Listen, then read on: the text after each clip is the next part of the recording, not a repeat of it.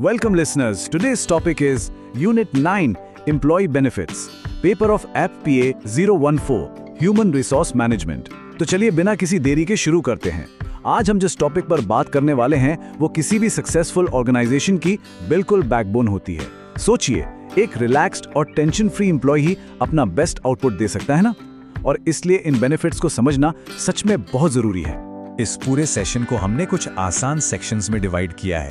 पहले employ benefits के basic meaning को समझेंगे, फिर फ्रिंज बेनिफिट्स और उसके बाद इंडस्ट्रियल और नॉन इंडस्ट्रियल वर्कर्स के बीच का डिफरेंस।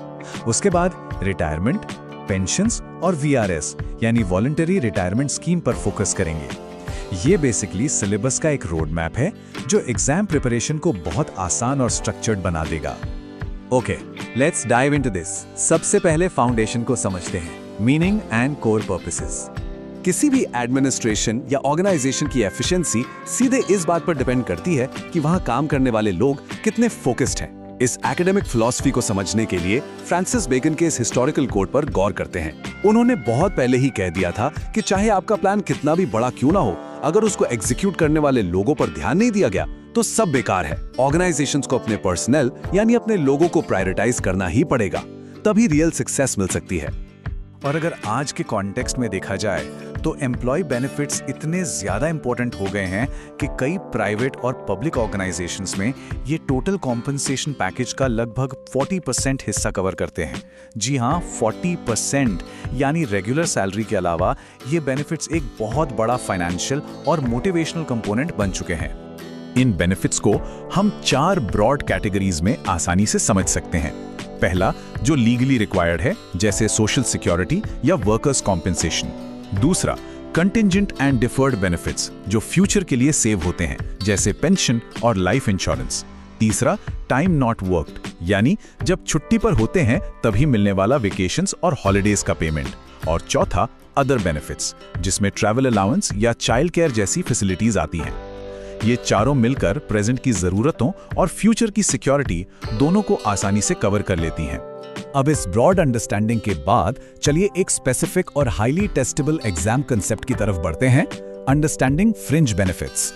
टेक्स्ट बुक डेफिनेशन के अनुसार देखें तो फ्रिंज बेनिफिट्स असल में वेज सप्लीमेंट्स होते हैं। ये पूरे सैलरी से हटकर मिलने वाले वो पर्क्स हैं जो एम्प्लॉयर के खर्च पर एम्प्लॉई को मिलते हैं। इन्हें अक्सर वेज एक्स्ट्रास, हिडन पेमेंट्स या नॉन पेक्यूनियरी इंसेंटिव्स भी कहा जाता है। सिंपल शब्दों में कहें तो ये वो एक्स्ट्रा सुविधाएं हैं जो बेसिक पैसे के अलावा भी एम्प्लॉय की लाइफ को काफी आसान और सिक्योर बनाती हैं। अब आगे बढ़ते हैं industrial versus non industrial workers के कंपैरिजन की तरफ। एम्प्लॉय बेनिफिट्स को थॉरली समझते वक्त इस हिस्टोरिकल डिस्पैरिटी को समझना बहुत जरूरी है। गवर्नमेंट एम्प्लॉयज को रूल्स के अंडर 2 अलग-अलग कैटेगरीज में क्लासिफाई किया जाता है। एक तरफ इंडस्ट्रियल एम्प्लॉयज हैं जो फैक्ट्रीज एक्ट 1948 जैसे स्ट्रिक्ट लेबर लॉज से गवर्न होते हैं और इनके वर्किंग आवर्स जनरली लंबे होते हैं। दूसरी तरफ नॉन इंडस्ट्रियल एम्प्लॉयज हैं जो सेंट्रल गवर्नमेंट रूल से चलते हैं और इनका काम मोस्टली डेस्क बेस्ड या एडमिनिस्ट्रेटिव होता है। अब क्योंकि इंडस्ट्रियल वर्कर्स की वर्किंग कंडीशन ज्यादा टफ और डिमांडिंग होती हैं, इसलिए उन्होंने हमेशा से डिमांड की है कि उन्हें छुट्टियों और लीव्स में नॉन इंडस्ट्रियल स्टाफ के बराबर पैरिटी मिले। Now what's really interesting here is ये 5th पे कमीशन का रिवीजन। इसने लीव एंटाइटलमेंट को सीधे लेंथ ऑफ सर्विस यानी आपने कितने साल काम किया है उससे टाई कर दिया। टेबल में बिल्कुल क्लियर है कि 1 से 10 साल की सर्विस तक 20 दिन, 11 से 20 साल तक 25 दिन और 20 साल से ज्यादा लंबा करियर होने पर पूरे 30 दिन की छुट्टी मिलती है। प्रोडक्टिविटी बढ़ाने और एब्सेंटिज्म को कंट्रोल करने के लिए यह बहुत ही क्रूशियल कदम था। चलिए अब टाइमलाइन में थोड़ा आगे चलते हैं और बात करते हैं उन बेनिफिट्स की जो सर्विस के बाद मिलते हैं, रिटायरमेंट और पेंशन्स। सेंट्रल गवर्नमेंट एम्प्लॉयज के लिए स्टैंडर्ड रिटायरमेंट एज आमतौर पर 60 साल होती है और यूनिवर्सिटी टीचर्स के लिए 62 साल। इतने लंबे डेडिकेशन के बाद गवर्नमेंट का फर्ज बनता है उनका ध्यान रखना। 1972 के रूल्स के हिसाब से कई तरह की पेंशन्स होती हैं, जैसे सुपर एनुएशन जो नॉर्मल एज पर मिलती है, फिर रिटायरिंग पेंशन है, इनवैलिड पेंशन जो परमानेंट मेडिकल अनफिटनेस पर मिलती है। इसके अलावा compensation, compulsory retirement, compassionate allowance और आखिर में एक्स्ट्रॉर्डिनरी पेंशन जो किसी ड्यूटी पर आई इंजरी या फैमिली ट्रेजेडी के केस में दी जाती है। सुनने में ये एकेडमिक जार्गन लग सकता है, पर ये असल में अलग-अलग लाइफ सिचुएशंस के हिसाब से बनाए गए मजबूत सेफ्टी नेट्स हैं। पेंशन को लेकर सुप्रीम कोर्ट के DS Nakara versus Union of India case का ये लैंडमार्क जजमेंट बहुत ज्यादा अहम है।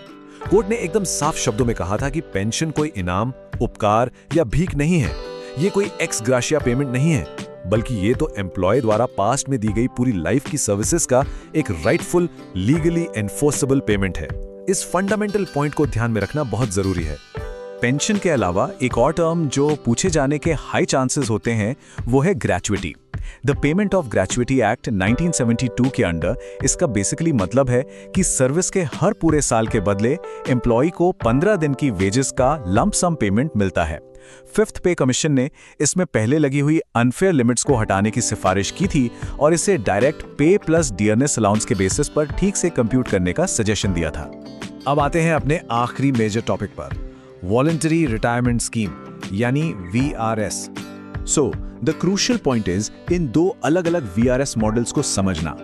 इकोनॉमिक लिबरलाइजेशन के दौर में गवर्नमेंट को अपने वर्कफोर्स को राइट साइज करने की जरूरत पड़ी थी।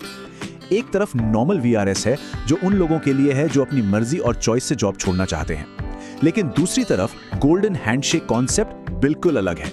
ये एक स्पेशल शॉर्ट टर्म स्कीम होती है उन एम्प्लॉयज के लिए जिन्हें सरकार ने खुद एक्स्ट्रा या सरप्लस आइडेंटिफाई किया है। इसमें उनकी कोई गलती नहीं होती, इसलिए उन्हें अलग से स्पेशल ट्रीट किया जाता है।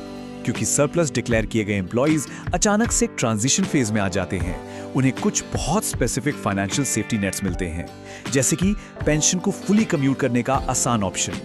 दूसरा, हर कंप्लीट साल की सर्विस के लिए लगभग 1.5 महीने की पे के बराबर एक बड़ी एक्स ग्रेशिया अमाउंट। और तीसरा सबसे बड़ा फायदा, इस पूरे अमाउंट पर इनकम टैक्स और वेल्थ टैक्स से पूरी तरह एग्जेम्पशन मिलती है, ताकि वो आसानी से अपनी आगे की लाइफ प्लान कर सकें। तो इस पूरे डिस्कशन का सार यही निकलता है कि एक अच्छा और सॉलिड कॉम्पनसेशन स्ट्रक्चर सिर्फ आपकी करंट मंथली सैलरी तक ही लिमिटेड नहीं होता। ये एक एम्प्लॉय की एक्टिव ड्यूटी के दौरान उनकी जरूरतों को पूरा करता है और उनके फ्यूचर या बुढ़ापे को भी कंप्लीटली सिक्योर करता है।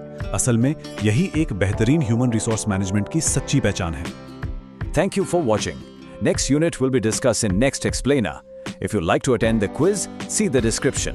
Quizzes. Please do like, subscribe and share.